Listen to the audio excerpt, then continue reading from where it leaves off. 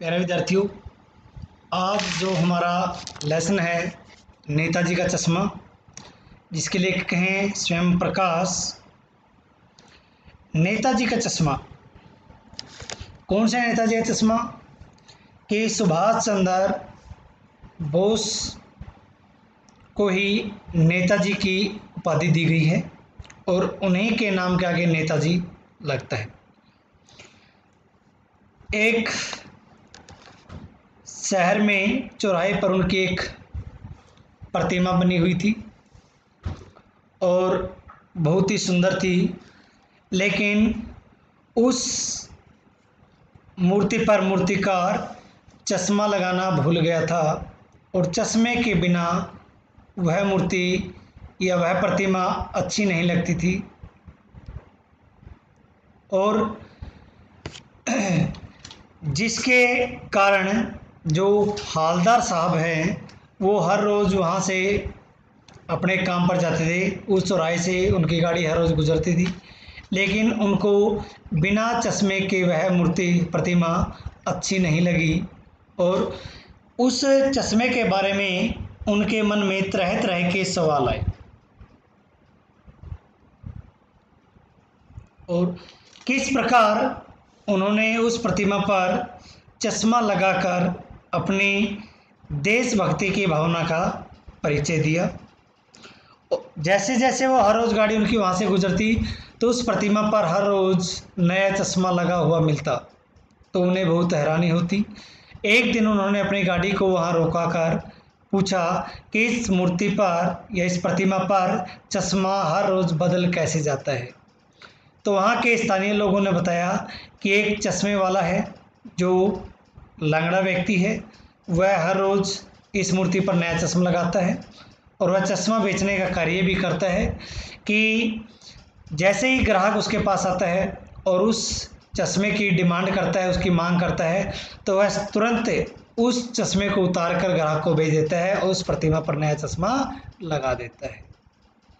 तो इससे हालदार साहब को बहुत ही हैरानी होती है, तो वह चश्मा बेचने वाले के बारे में जानने का प्रयत्न करता है। अब देखिए इस पाठ के अंदर नेताजी का चश्मा।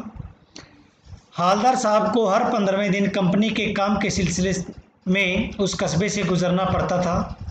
कस्बा बहुत बड़ा नहीं था कि हालदार साहब किसी कंपनी में लगे हुए थे, वो हर रोज़ उस कस्बे से गुजरते थे और वह कस्बा अधिक बड़ा भी नहीं था। जिसे पक्का मकान कहा जा सके वैसे कुछ ही मकान और जिसे बाजार कहा जा सके वैसा एक ही बाजार था। कस्बे में एक लड़कों का स्कूल, एक लड़कियों का स्कूल, एक सीमेंट का छोटा सा कारखाना, 2 ओपन एयर सिनेमा घर और 1-2 नगर पालिका भी थी। क्या क्या सुविधा थी कस्बे के अंदर? लड़कों का स्कूल था, एक लड़कियों का स्कूल था, एक सीमेंट का छोटा सा कारखाना था और 2 सिनेमा घर थे और 1-2 नगर पालिका भी थी। नगर पालिका थी तो कुछ ना कुछ करती भी रहती थी। तो नगर पालिका का काम जैसे गांव के अंदर पंचायतों का काम होता है, गांव के अंदर साफ सफाई रखना, गांव का ध्यान रखना, उसी प्रकार कस्बों के अंदर या शहरों के अंदर नगर पालिका का कार्य होता है।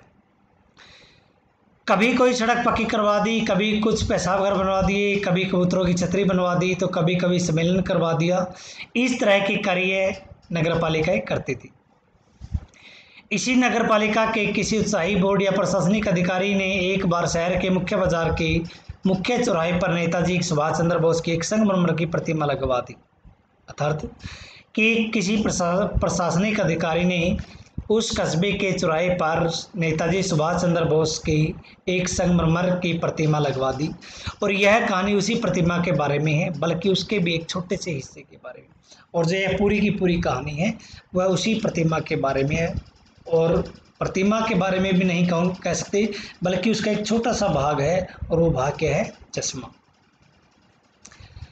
पूरी बात तो अब पता नहीं, लेकिन लगता है कि देश के अच्छे मूर्तिकारों की जानकारी नहीं होने और अच्छी मूर्ति की लागत अनुमान और उपलब्ध बजट से कहीं बहुत ज़्यादा होने के कारण काफ़ी समय ऊहापोह और चिट्ठी पत्री में बर्बाद हुआ होगा। बोर्ड की शासनावधि समाप्त होने की घड़ियों में किसी स्थानीय कलाकार को ही अवसर देने का निर्णय किया गया होगा। कि लेखक बताते हैं कि पूरी बात का तो पता नहीं है, लेकिन या तो किसी अच्छे मूर्तिकार को इस मूर्ति बनाने का काम दिया गया हो और उसको मूर्ति बनाने का सही ढंग से अनुमान भी ना लगा पाया हो, या फिर बजट बहुत कम हो और मूर्ति पर ज़्यादा खर्च आ रहा हो, या फिर अधिक समय प्रशासन ने चिट्ठी पत्री में व्यतीत कर दिया हो, या बोर्ड का जो समय है शासन अवधि वो समाप्त होने वाली हो। ऐसी स्थिति में इस मूर्ति का बना हुआ लगता है, ऐसा लेखक सोचते हैं। अंत में कस्बे के इकलौते हाई स्कूल के इकलौते ड्राइंग मास्टर मान लीजिए मोतीलाल जी को ही यह काम सौंप दिया गया, या फिर कि जो हाई स्कूल है उसके ड्राइंग मास्टर है मोतीलाल जी, उनको यह मूर्ति बनाने का कार्य दिया गया, जो महीने भर में मूर्ति बनाकर पटक देने का विश्वास दिला रही थी। अर्थात उन्होंने 1 महीने में मूर्ति को पूरा कर लगा देने की बात कही होगी या विश्वास दिया होगा, और उन मास्टर जी से यह मूर्ति बनवा ली गई होगी।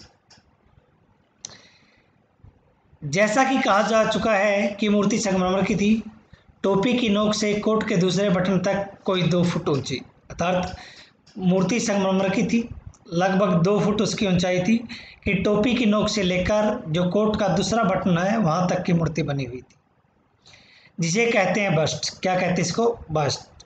और सुंदर थी, नेताजी सुंदर लग रहे थे, कुछ मासूम और कमसिन फौजी वर्दी में मूर्ति को देखते ही दिल्ली चलो और तुम मुझे खून दो वगैरह याद आने लगते थे।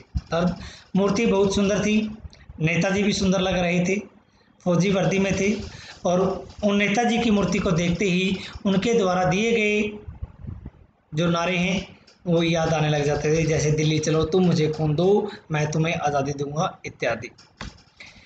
इस दृष्टि से यह सफल और सराहनीय प्रयास था। केवल एक चीज़ की कसर थी जो देखते ही खटकती थी, अर्थात नगरपालिका का यह बहुत ही सराहनीय कार्य था, क्योंकि चौराहे पर नेताजी की प्रतिमा लगी हुई थी और वह प्रतिमा हमें उनके द्वारा आज़ादी में दिए गए योगदान की याद भी दिला रही थी। लेकिन संगमरमर का नहीं था,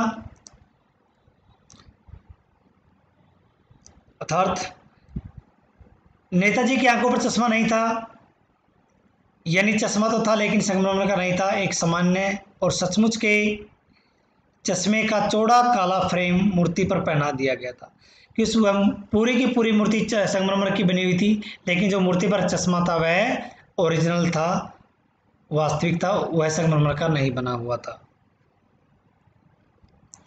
हालदार साहब जब पहली बार इस कस्बे से गुजरे और चौराहे पर पान खाने रुके, तभी उन्होंने उसे लक्षित किया। उनके चेहरे पर एक कौतुक भरी मुस्कान फैल गई। वाह भाई, यह आइडिया भी ठीक है, मूर्ति पत्थर की लेकिन चश्मा रियल।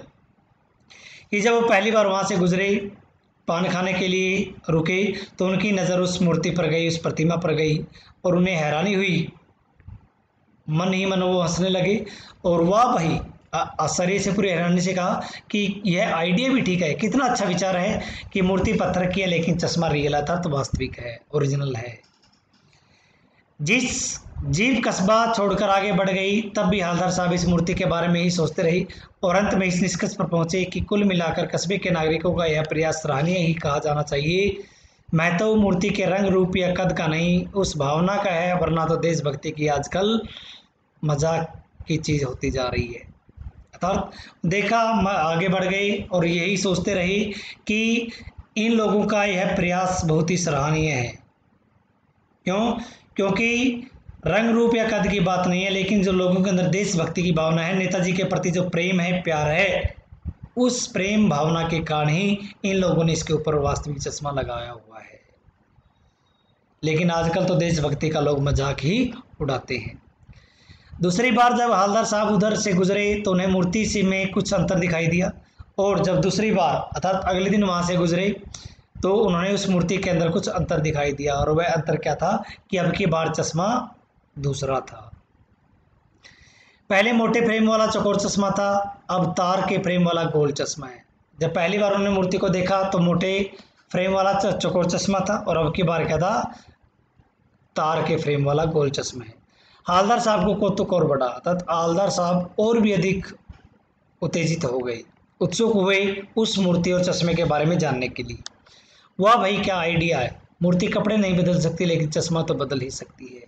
तो उनके मन में विचार आया कि क्या आइडिया है लोगों का कि मूर्ति कपड़े नहीं बदलती लेकिन चश्मा हर रोज़ बदल लेती है।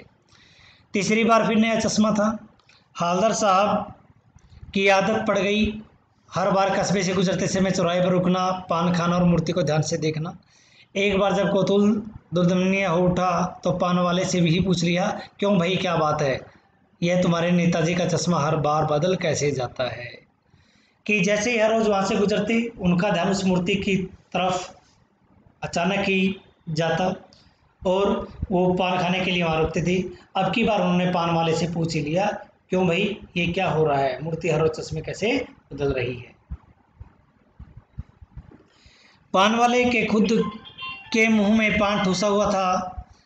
वह एक काला मोटा और खुश मिजाज आदमी था। हवलदार साहब का प्रश्न सुनकर वह आंखों ही आंखों में हंसा। उसकी तोंद थिरकी। पीछे घूमकर उसने दुकान के नीचे पान थूका और अपनी लाल काली बत्ती सी दिखाकर बोला, कैप्टन चश्मे वाला करता है। थर्ड कि पान वाले से उन्होंने बात करनी चाहिए, लेकिन पान वाले ने अपने मुंह के अंदर भी पान लगाया हुआ था, ठूसा हुआ था।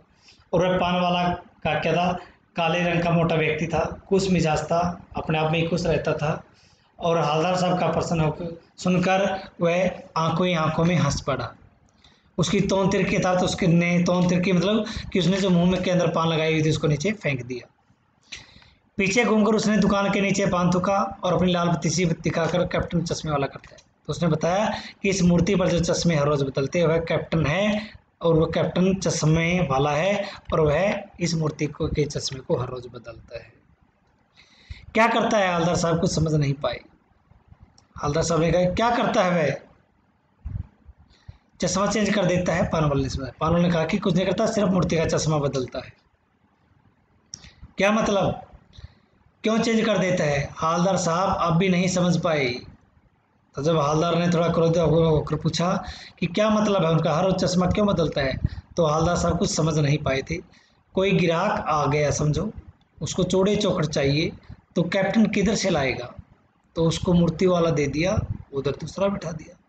तो उस पान वाले ने बताया कि वह चश्मा जो कैप्टन है चश्मे बेचता है, चश्मे बेचने का कार्य करता है।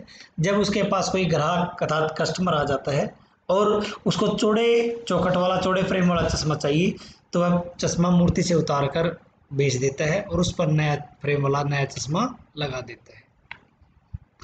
अब हवलदार साहब को बात कुछ समझ में आई। एक चश्मे वाला है जिसका नाम कैप्टन है, उसे नेताजी की बगैर चश्मे वाली मूर्ति बुरी लगती है, बल्कि आहत करती है, मानो चश्मे के बगैर नेताजी को असुविधा हो रही हो। इसलिए वह अपनी छोटी सी दुकान में उपलब्ध गिने चुने फ्रेमों में से एक नेताजी की मूर्ति पर फिट कर देता है। लेकिन जब कोई ग्राहक आता है और उसे वैसे ही फ्रेम की दरकार करता है जैसा मूर्ति पर लगा है, तो कैप्टन चश्मे वाला मूर्ति पर लगा फ्रेम संभवतः नेताजी से क्षमा मांगते हुए लाकर ग्राहक को दे देता है।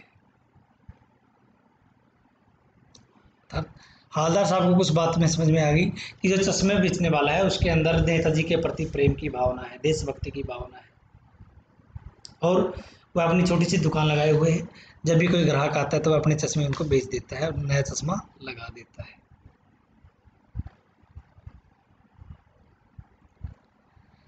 चश्मे वाला मूर्ति पर लगा फ्रेम संभवतः नेताजी से क्षमा मांगते हुए लाकर ग्राहक को देता है और बाद में नेताजी को दूसरा फ्रेम लौटा देता है। वाह भाई, खूब, क्या आइडिया है। लेकिन भाई एक बात अभी भी समझ में नहीं आई। हवलदार साहब ने पान वाले से फिर पूछा, नेताजी का ओरिजिनल चश्मा कहाँ है?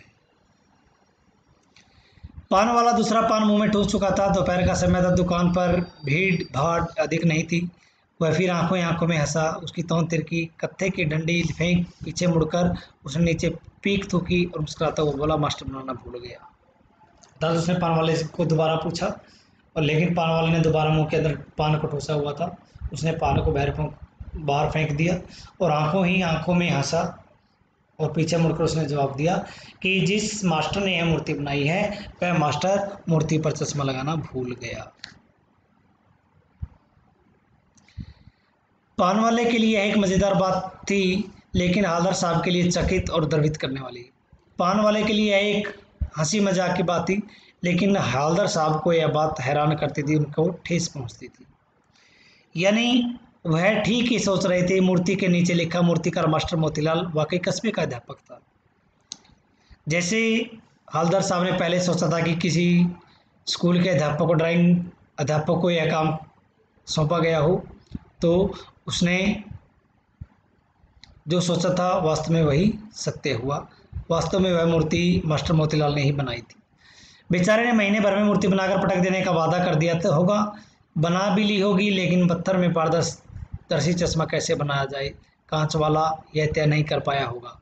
या कोशिश की होगी और असफल रहा होगा, या बनाते बनाते कुछ और बारीकी के चक्कर में चश्मा टूट गया होगा, या पत्थर का चश्मा अलग से बनाकर फिट कर किया गया होगा, वह निकल गया होगा। अर्थात किसने बताया कि या तो वह चश्मा लगाना भूल गया था, या फिर चश्मे को अच्छी तरह से जाने के लिए अधिक बारीकी के कारण चश्मा टूट गया हो, या फिर अलग से पत्थर का चश्मा लगाया गया हो, कोई उसको उतार कर ले गया हो या गिर गया हो, इत्यादि विचार हवलदार साहब के मन में आने लगे।